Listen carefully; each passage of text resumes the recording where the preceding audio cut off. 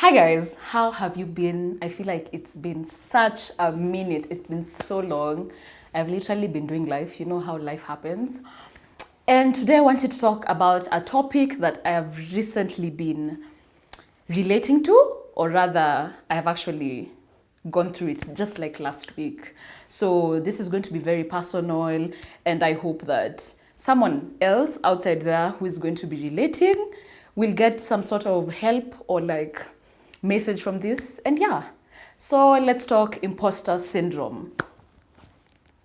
The definition of this is a psychological pattern where someone feels like whatever they're doing is a fraud and they will be noticed anytime. It's literally the fear of being known as a lie. Like whatever you stand for and whatever you represent, like you just fearing that it could all be a lie and it's not the truth. And you're doubting your skills, doubting things you've already done, doubting your achievements. It involves a lot of self-doubt and questioning yourself. When I was in the market last week, I felt so bad. I was just so scared because I can't imagine myself not loving thrifting. And I was just like, so do I need to become a different person? Until now, I had this talk with Catherine, who made me realize that I had let a lot of external factors get into my head, and thus I was reacting to these external factors. If you feel like you relate to this point, some of the ways that you can deal with imposter syndrome are: number one, separate feelings from facts. I remember this is not the first time I've actually felt this way, but I only just discovered this is imposter syndrome. Last year, not actually last year, the beginning of this year, I was going through a heartbreak. I've talked about this before. If you haven't watched the video, it's somewhere on this feed. Just scroll down, utaipata. A very nice video, by the way. Umezoea spend time na mtu, like from Monday to Friday, you're always with them. You know that during lunchtime you'll meet, nini nini. So when you break up, you're in shock. You're just like, sasa, who will I eat with? Sasa, who will I call when I have good news? And I remember during that period, I remember even calling him and telling him I am going through an identity crisis. I think I even stayed like a month without posting on my business page because I didn't know how to get back to normal way of life. I had literally forgotten how it felt to be alone, like to be single, like not to have someone to call. I had forgotten about it.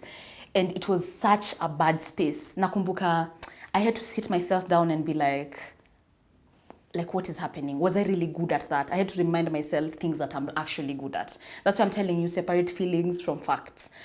What I do is I call my friends, and I call my friends who have told me good things before about myself. And I feel like my friends affirm me a lot, and they give me affirmations. They tell me, you've done this, you've done that, and you've talked to me about doing something else, and you can still do it, you see? So when now you get this fact, I got out of that space after I was told, you're great, Samantha. Like, don't let whatever this is make you feel like you're a bit shaky, Number two, visualize success. When you're in this space of doubting yourself, you can barely think of any great thing that you have done or any great thing that you are yet to do.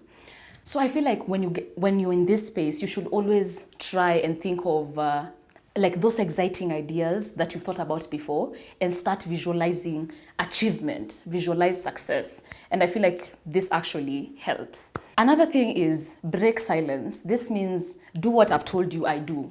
Talk to someone.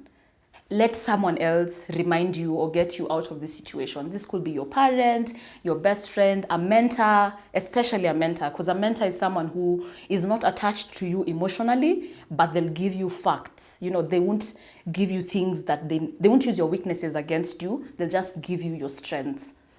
Also, remember to reward yourself. One thing we forget to do is when you do something great, or when, no matter how small a thing is, let's say, for example, I have a problem with forgetting small things that I've done. I remember thinking, the whole of this year, I've not appeared in the newspaper. But I think last year, nilikuwa kwa gazeti. And I remember I didn't even buy that gazeti actually. I was given by someone who had seen me. And then months later, I thought about it. I was like, why didn't I ever celebrate that? You know, like it's not every day you find an article written with your name on it, you know. And I felt really bad for not celebrating that small win. And I feel like those are the things that make you forget of all the things you've done because you never celebrate yourself. So please reward yourself. Anytime you do something good, always note it down. Make sure it's not ignored and make sure you actually recognize yourself. Last but not least, which is like my life motto, literally my life motto, fake it till you make it, guys. Fake it till you make it. What do I mean by this? I mean, do it with fear. Do it even like when you're shaking, just do it. One thing people don't realize is if you don't put yourself out there, even if you're scared, you're not feeling courageous, like you just need to put yourself out there and do this thing. Like do things that great people have done, even if you don't feel like you're great. And once you do it, that's when you start seeing the possibilities of you being great. So fake it till you make it.